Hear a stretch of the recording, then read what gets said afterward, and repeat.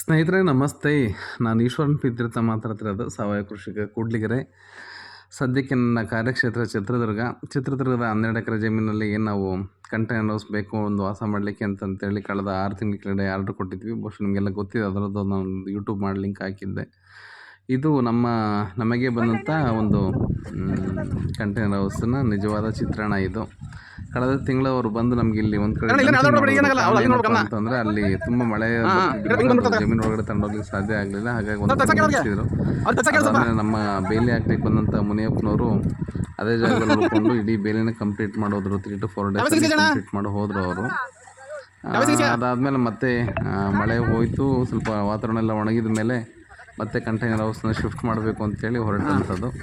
ನೋಡ್ತಾ ಇರ್ಬೋದು, ಶಿಫ್ಟ್ ಮಾಡ್ಬೇಕಾದ್ರೆ ಹೇಗೆ ಲೈನ್ಗಳು ಅಡ್ಡ ಆಗುತ್ತೆ ಅಂತ. KEB ಅವರು ಲೈನ್ಗಳು ಹಾಕ್ಬೇಕಾದ್ರೆ ಎಲ್ಲಿ ರಸ್ತೆ ಅಂತೇಳಿ ತೋರಿಸಿರ್ತಾರೆ ಆ ಭಾಗದಲ್ಲಿ ಬೀದಿಗಳು ಇದಕ್ಕೆ ಲೈನ್ಗಳು ಹಾಕೊಡೋಂಥ ವ್ಯವಸ್ಥೆ ಮಾಡಿ ಹೇಗೆ ಬೇಕಾಗಿ ಕೇಳ್ತಾರೆ ರೈತರು ಅಂತೇಳಿ ಎಲ್ಲಿ ಬೇಕಲ್ಲ ಅಡ್ಡಡ್ಡ ಎಲ್ಲ ಜಮೀನುಗಳಲ್ಲೂ ಲೈನ್ಗಳು ಅಡ್ಡ ಹಿಡ್ಕೊಂಡು ಹೋಗಿರೋ. ನನ್ನ ಜಮೀನಲ್ಲಾಗಿರೋದು ಇದೇನೆ, ನೋಡ್ತಾ ಇರ್ಬೋದು ಲೈನ್ಗಳೆಲ್ಲ ಹೇಗೆ ಅಡ್ಡ ಹೋಗಿ ಎಷ್ಟು ತೊಂದರೆ ಆಗ್ತಾಯಿದೆ ಅಂತೇಳಿ. ಒಂದು ವಸ್ತು ಸಾಗಾಟ ಮಾಡಬೇಕಾದ್ರೆ ಇನ್ನೊಂದು ಇದು ಮಾಡಬೇಕಾದ್ರೆ ಎಷ್ಟು ತೊಂದರೆ ಆಗುತ್ತೆ ಅಂತ ಹೇಳಿ ದಯವಿಟ್ಟು KEB ಅಧಿಕಾರಿಗಳು ಅರ್ಥ ಮಾಡ್ಕೋಬೇಕು. ಮತ್ತು ಜನಗಳು ಹುಷಾರಾಗಿರಬೇಕು. KEB ಅವ್ರಿಗೆಲ್ಲ ಫೋನ್ ಮಾಡಿ ಲೈನಲ್ಲಿ ಕರೆಂಟ್ ಇದೆಯಲ್ಲ ಅಂತ ನೀವು ಮನೆಯನ್ನು ಶಿಫ್ಟ್ ಮಾಡಿ. ಯಾಕಂದರೆ ಪೂರ್ತಿ ಮೆಟಲ್ ಆಗಿರೋದ್ರಿಂದ ಯಾವ ಕ್ಷಣ ಬೇಕಾದ್ರೂ ಚಾನ್ಸಸ್ ಇರುತ್ತೆ. ಹಾಗಾಗಿ ಇದು ನಾವು ಪಟ್ಟಂಥ ಪರಿಪಾಟು ಅಂತ ಹೇಳ್ತೀವಲ್ಲ, ಹಾಗೆ ಅದನ್ನ ಒಂದು ಬ್ಯಾಲೆನ್ಸ್ ಮಾಡಲಿಕ್ಕೆ 4-5 ಜನ ಬೇಕಾಗುತ್ತೆ. ಮುಂದ್ಗಡೆ ತೂಗಾಡ್ತಾ ಇರುತ್ತೆ, ಕ್ರೇನ್ ಅನಿವಾರ್ಯವಾಗಿ ಜೋರಾಗಿ ಬಾಯಿ ಮಾಡ್ಕೊಂಡು ಕೂಗಾಡ್ಕೊಂತ ಬರ್ಬೇಕಾಗತ್ತೆ.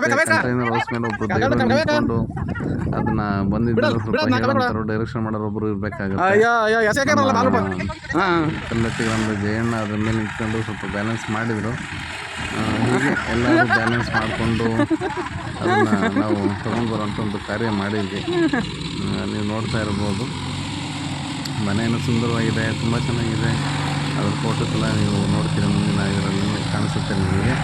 ಅದು ತಗೊಂಡು ಬರ್ಬೇಕಾದ್ರೆ ರಿಸ್ಕ್ ಇದೆಯಲ್ಲ. ಇದು ಸುಮಾರು 15 ಟನ್ನನ್ನು ಹೊರುವಂಥ ಕೆಪಾಸಿಟಿ ಇರೋಂಥ ಒಂದು ಕ್ರೇನ್ ಅಂತ ಹೇಳಿದರು. ಫಸ್ಟ್ ನಮಗೆ ಲಾರಿಗೆ ಕೇಳಿದ್ವಿ. ಲಾರಿಗೆ ಅವರು ಒಂದು 12,000 ರೂಪಾಯಿ ಬಾಡಿಗೆ ಹೇಳಿದರು, ಇದಕ್ಕೊಂದು 13,000 ರೂಪಾಯಿ ಬಾಡಿಗೆ ಹೇಳಿದರು. ಕೊನೆಗೆ 29,000 ಅಂತ ಯಾರೊಬ್ಬರು ಒಂದು ಕೋಟಿಂಗ್ ಮಾಡಿದರು ಹಿರಿಯೂರಿನವರು, ಕ್ರೇನ್ ಸಂಸ್ಥೆಯವರು. ಅದಾದಮೇಲೆ ಬಂದು ಯಾರೊಬ್ಬರು 23ಕ್ಕೆ ಅಂತ ಅಂದರು. ಹೀಗೆ ನಾವು ಪ್ರಯತ್ನ ಪಡ್ತಾನೆ ಇದ್ವಿ. ಕೊನೆಗೆ ಒಬ್ಬ ಬಂದಂಥ ವ್ಯಕ್ತಿ ಇದನ್ನು 15,000ಕ್ಕೆ ನಾನು ಕ್ರೇನ್ ಮೂಲಕನೇ ಎತ್ಕೊಡ್ತೀನಿ ಸರ್, ನಾನು ಒಂಚೂರು ಸಪೋರ್ಟ್ ಮಾಡಬೇಕು, 3 ಲಕ್ಷ ನಿಂತ್ಕೊಂಡು ಈ ಕರೆಂಟ್ ಲೈನಲ್ಲಿ ಇದ್ದಂಗೆ ನೋಡ್ಕೋಬೇಕು, ನಾನು ಹಂಗಾರೆ ಮಾಡಿಕೊಡ್ತೀನಿ. ಸ್ವಲ್ಪ ಇದೆಲ್ಲ ದಾರಿಗೆ ತೆಗ್ಗು ಗುಂಡಿಗೆಲ್ಲ ಮಣ್ಣು ಹಾಕ್ಕೊಂಡು ಮೆತ್ತಿನ ಜಾಗಕ್ಕೆಲ್ಲ ಒಣ ಮಣ್ಣನ್ನು ಹಾಕಿ ಸ್ವಲ್ಪ ನನಗೆ ರೆಡಿ ಮಾಡಿಕೊಡಿ, ನಾನೇನೇ ಶಿಫ್ಟ್ ಮಾಡಿಕೊಡ್ತೀನಿ ಕ್ರೇನಲ್ಲಿ. ಲಾರಿಗೆ ಒಂದು ಜಾಸ್ತಿ ಆಗುತ್ತೆ ಅಂತ ಹೇಳಿ ಅವ್ರು ಹೇಳಿದರು. ಸರಿ ಆಯ್ತಲ್ಲ, ಒಂದು ಸ್ವಲ್ಪ ಈಸಿನೇ ಬಿಡು ಅಂತೇಳಿ ನಾವು ಅಂದ್ಕೊಂಡಷ್ಟು ಈಸಿ ಅಲ್ಲ. ಯಾಕಂದರೆ ಪಕ್ಕದಲ್ಲಿ ಬೇಲಿ ಕಂಬಗಳಿತ್ತು, ತಂತಿ ಬೇಲಿಗಳನ್ನೇ ಅಂದಿತ್ತು, ತುಂಬ ಕಿಷ್ಕಿಂದ ದಾರಿ. ಅದು ನಾವು ಅದ್ರ ವೀಡಿಯೋ ಮಾಡಲಿಲ್ಲ. ಆದರೆ ಅಲ್ಲಿಂದ ಬರ್ಬೇಕಾದ್ರೆ ತುಂಬ ಕಷ್ಟ ಆಯಿತು. ಎಲ್ಲಿ ಯಾರು ಸಿಗಾಕಂತಾರೋ, ಎಲ್ಲಿ ಕಂಬ ಹೊಡೆದ್ರೆ ಕಂಬ ಮುರಿದೋಗುತ್ತೋ, ಅಥವಾ ಇದಕ್ಕೆಲ್ಲಿ ಸ್ಕ್ರ್ಯಾಚ್ ಆಗುತ್ತೋ, ಅಥವಾ ಇದೆಲ್ಲಿ ನೆಗ್ಗೋಗುತ್ತೋ ಅಂತೇಳಿ ಈ ಥರದ್ದು ಏನೇನೋ ಬೇರೆ ಬೇರೆ ಥರ ಯೋಚನೆ ಬರಲಿಕ್ಕೆ ಇದ್ದ ಕಾರಣ ನಮ್ಮ ಕಂಟೈನರ್ಸ್ ಈಸಿಯಾಗಿ ನಮ್ಮ ಇದರಲ್ಲಿ ಹೋಗಿ ಬಂತು. ಪಕ್ಕದ ಹೊಲದಲ್ಲಿ ಏನೂ ಬಿತ್ತಿಲ್ದಾನೆ ಇರೋದ್ರಿಂದ ಅದರೊಳಗಡೆ ಈಸಿಯಾಗಿ ಬಂತು. ಹಾಗಾಗಿ ನಾವು ಅದ್ರ ಮೂಲಕನೇ ಅದನ್ನು ತಗೊಂಡು ಬರೋಂಥ ಕೆಲಸ ಮಾಡಿದ್ವಿ. ಸ್ವಲ್ಪ ತುಂಬ ಸುಂದರವಾಗಿ ಅವರು ನಮಗೆ ತುಂಬ ಚೆನ್ನಾಗಿ ತಲುಪಿಸಿರೋದು. ಹಾಗಾಗಿ ಭಾಳ ಖುಷಿ ಆಯಿತು. ಚೆನ್ನಾಗಿದೆ, ಒಟ್ಟಲ್ಲಿ ವ್ಯವಸ್ಥೆ ಎಲ್ಲವೂ ಚೆನ್ನಾಗಿದೆ. ಅಡುಗೆ ಮನೆ ಕಟ್ಟೆಗಳಿರ್ಬೋದು, ಕಿಟಕಿಗಳು, ಫೋನು ಚಾರ್ಜಿಂಗ್ ಪಾಯಿಂಟ್ಗಳು, ಆಮೇಲೆ ಫೋನ್ ಇದು ಇದೆಲ್ಲ ಬಿಟ್ಟಿದ್ದಾರೆ. ಮೂಲೆಗೊಂದಿಷ್ಟು ಸಣ್ಣ ಸಣ್ಣ ಸ್ಟ್ಯಾಂಡ್ಗಳು ಹಾಕ್ಕೊಟ್ಟಿದ್ದಾರೆ. ಇದೊಂದಿಷ್ಟು ಅನುಕೂಲ ಮಾಡಿಕೊಡ್ಬೇಕು ಅವ್ರನ್ನೂ ಸಹ. ಮತ್ತು ಇದರಲ್ಲಿ UPS ಎಲ್ಲ ಪಾಯಿಂಟ್ಗಳೆಲ್ಲ ಬಿಟ್ಟಿರಲಿಲ್ಲ ಅವರು. ಹೌದಾ, ನೀವು ಹೇಳಿತ್ತು ಅಂತ ಅಂದರು. ಒಟ್ಟಲ್ಲಿ ರೆಡಿ ಆಗುತ್ತೆ. ಈ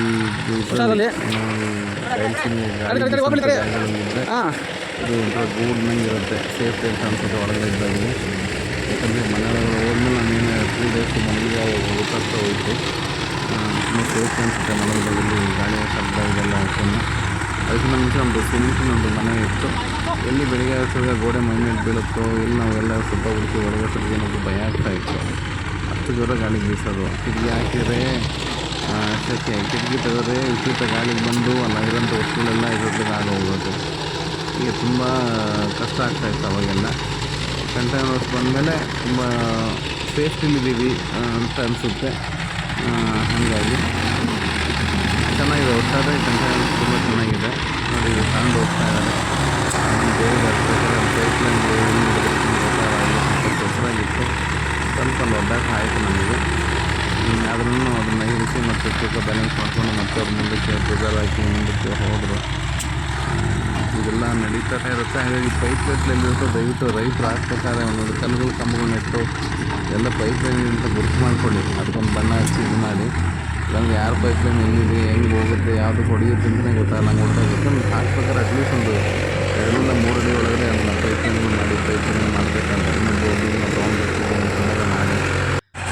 ತುಂಬ ಕಷ್ಟ ಆಗುತ್ತೆ ಬರ್ತಾ ಬರ್ತಾ ಏನು ಬೇಕಾದ್ರೆ ಹೊಡೆದು ಕಾನ್ಸೆಪ್ಟ್ ಹೇಳ್ತೀನಿ. ನಿಮಗೂ ಪ್ರಯತ್ನ ಹಾಗಾಗಿ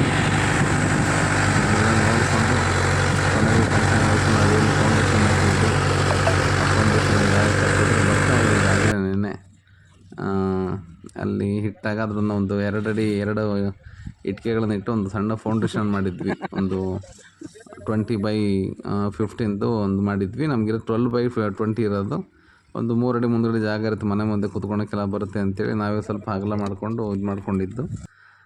ಒಟ್ಟಲ್ಲಿ ಚೆನ್ನಾಗಿದೆ, ಒಂದು ಒಳ್ಳೆಯ ಇದು.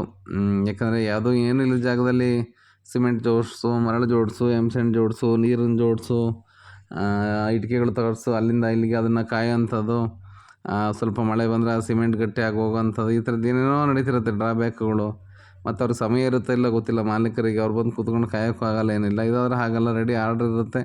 ಆ ಫೌಂಡೇಶನ್ ಒಂದನ್ನು ಯಾರೋ ಒಬ್ಬರನ್ನ ಇಬ್ಬರನ್ನ ಹಿಡ್ಕೊಂಡು ಒಂದು 2 ದಿವಸ ಮಾಡಿಸಿ ಹೋದ್ವಿ ಅಂತಂದರೆ ಒಂದು 2 ದಿವಸ ನೀರು ಹಾಕಿ ಆಮೇಲೆ ಬಂದು ರೆಡಿ ಬಂದಾಗ ತಂದು ಇಡಿಸಿ ನಾವು ಇದು ಮಾಡ್ಬೋದು, ವಾಸ ಮಾಡ್ಲಿಕ್ಕೆ ಶುರು ಮಾಡ್ಬೋದು. ಅಥವಾ ನಮ್ಮ ಬೇರೆ ಕೆಲಸ ಕಾರ್ಯಗಳಿಗೆ ಅನುಕೂಲ ಆಗುತ್ತೆ, ಮುಂದಿನ ಕೆಲಸ ಕಾರ್ಯಗಳಿಗೆ. ನೋಡ್ತಾ ಇರ್ಬೋದು ಆ ಫೌಂಡೇಶನ್ ಏನು ಇಟ್ಟಿಗೆ ಐತಲ್ಲ ಅದ್ರ ಮೇಲೆ ಅವರು ಅದ್ರ ಮೇಲೆ ಕೂರಿಸಿದ್ರು. ಸ್ವಲ್ಪ ಅದು ರಸಮಟ್ಟ ಅಂತ ಹೇಳ್ತೀವಿ, ಅದು ರಸಮಟ್ಟ ನೋಡ್ಕೊಂಡೆ ಸ್ವಲ್ಪ ಇಳಿಸ್ಬೇಕಾಗತ್ತೆ. ಇಲ್ಲಾಂದರೆ ಅದು ಸರಿಯಾಗಿ ಬ್ಯಾಲೆನ್ಸ್ ಆಗಿ ಕೂರ್ದನಿದ್ರೆ ಆ ಕೀ ಆನ್ ಆಫ್ ಅಂದರೆ ಲಾಕ್ ಮಾಡೋಕ್ಕೆ ಲಾಕು ಮಾಡಲಿಕ್ಕೆಲ್ಲ ಬರೋಲ್ಲ. ಅದೊಂದು ಸ್ವಲ್ಪ ಇದಾಗುತ್ತೆ. ಅದು ಬಿಟ್ಟರೆ 100% ಎಲ್ಲದೂ ಓಕೆ. ಇದರೊಳಗಡೆ ಯಾವುದೂ ಡ್ರಾಬ್ಯಾಕ್ ಇಲ್ಲ. ಕಿಟಕಿಗಳೆಲ್ಲ ತಗೊಂಡ್ರೆ ನಾರ್ಮಲಲ್ಲೇ ಕೂತೀವಿ ಅಂತ ಅನಿಸುತ್ತೆ, ಮನೆಯಲ್ಲೇ ಕೂತೀವಿ ಅನಿಸುತ್ತೆ. ಸ್ವಲ್ಪ ಕಿಟಕಿಗಳಾಗ್ತದೆ, ಸ್ವಲ್ಪ ಸೆಕೆ ಆಗುತ್ತೆ. ಹೇಗೆ ನಮ್ಮ ಮನೆಗಳೆಲ್ಲ ಅನುಭವ ಆಗುತ್ತೋ ಹಾಗೆ ಆಗೋವಂಥದ್ದು. ಒಟ್ಟಾರೆ ಒಂದು ಒಳ್ಳೆಯ ಪ್ರಯತ್ನ. ಆ ಪ್ರಯತ್ನಕ್ಕೆ ಪೂರ್ವಕವಾಗಿ ಬಂದಿದೆ. 2 ವರ್ಷಕ್ಕೊಂದ್ಸಲ ಇದನ್ನು ಬಣ್ಣ ಹೊಡ್ಕೊಂಡು ಮೇಂಟೈನ್ ಮಾಡ್ಕೊಳ್ಳಿ ಅಂತ ಅವ್ರು ಹೇಳಿದ್ದಾರೆ. ಹಾಗಾಗಿ ಪ್ರತಿ 2 ವರ್ಷಕ್ಕೊಂದ್ಸಲ ಇದಕ್ಕೆ ಬಣ್ಣ ಹೊಡೆಯೋಂಥ ಕಾರ್ಯಗಳಾಗಬೇಕು. ಯಾವುದೇ ಕಬ್ಬಿಣದ ವಸ್ತು ಬಾಳಿಕೆ ಬರಬೇಕು ಅಂದ್ರೆ ಹಾಗೆ ಮಾಡಬೇಕಲ್ವೇ. ಹಾಗಾಗಿ ಕಂಟೈನರ್ಸ್ ಬಂದಿದೆ. ಮುಂದ್ಗಡೆ ಏನು ಕಾಣಿಸ್ತಾ ಇದೆ ನಿಮ್ಗೆ, ಅದು ಚೌಕ ಅದು ಒಂದು ಇದನ್ನು ಫೋಲ್ಡಿಂಗ್ ಇದನ್ನು ನಾನೇ ಹೇಳಿದ್ದು ಅವ್ರಿಗೆ ಮಾಡಿಕೊಡಿ, ಅದ್ರ ಮೇಲೆ ತೆಂಗಿನ ಗರಿ ಏನಾರು ಹಾಕ್ಕೊಳ್ತೀವಿ, ನೆರಳಾಗಿರುತ್ತೆ, ಇದೆಲ್ಲ ಚೆನ್ನಾಗಿರುತ್ತೆ ಅಂತ ಹೇಳಿ ಅದನ್ನು ಮಾಡಿಕೊಟ್ಟಿದ್ದಾರೆ ಅನ್ಸಾರಿ ಅವರು. ಅನ್ಸಾರಿ ನಂಬರ್ನು ಸಹ ನಿಮಗೆ ಶೇರ್ ಮಾಡ್ತೀನಿ ಡಿಸ್ಕ್ರಿಪ್ಷನ್ನಲ್ಲಿ ನೋಡಿ. ದಯವಿಟ್ಟು ಶೇರ್ ಮಾಡಿ, ಬೇರೆಯವ್ರಿಗೆ ಅನುಕೂಲ ಆಗುತ್ತೆ. ಮತ್ತು ಸಬ್ಸ್ಕ್ರೈಬ್ ಆಗಿ. ಒಂದು ಸಣ್ಣ ಪ್ರಯತ್ನಗಳ ಮೂಲಕ ಹೇಗೋ ಅದನ್ನು ಇದು ಮಾಡಬೇಕು, ಒಂದು ಸಕ್ಸಸ್ ಅಂತೇಳಿ ತೋರಿಸ್ಲಿಕ್ಕೆ ಅಂತ ಹೊರಟಿರ್ತೀವಿ. ಜಸ್ಟ್ ಒಂದು ಸಬ್ಸ್ಕ್ರೈಬ್ ಆಗ್ಲಿಕ್ಕೂ ಜನ ಹಿಂದೆ ಮುಂದೆ ನೋಡ್ತಾರೆ, ಅದರಿಂದ ಏನೂ ಕಳ್ಕೊಳಲ್ಲ, ಅದರಿಂದ ನಿಮ್ಗೇನೂ ತೊಂದರೆ ಆಗೋಲ್ಲ. ಏನು ಯೂಟ್ಯೂಬ್ ಇದು ಮಾಡಿದಾರಲ್ಲ ಅದಕ್ಕೊಂದಿಷ್ಟು ಅನುಕೂಲ ಆಗುತ್ತೆ. ಅವರೇನೋ 4,000 ಜನ ಆಗಬೇಕು, 5,000 ಜನ ಆಗಬೇಕು ಅಂತೆಲ್ಲ ಇದಕ್ಕೆ ಅನುಕೂಲ ಆಗುತ್ತೆ. ಹಾಗಾಗಿ ಬೇರೆ ಯಾವುದಾದ್ರು ನೋಡ್ತಿರ್ತೀರಲ್ಲ ನೋಡಿ. ಬಾಯ್.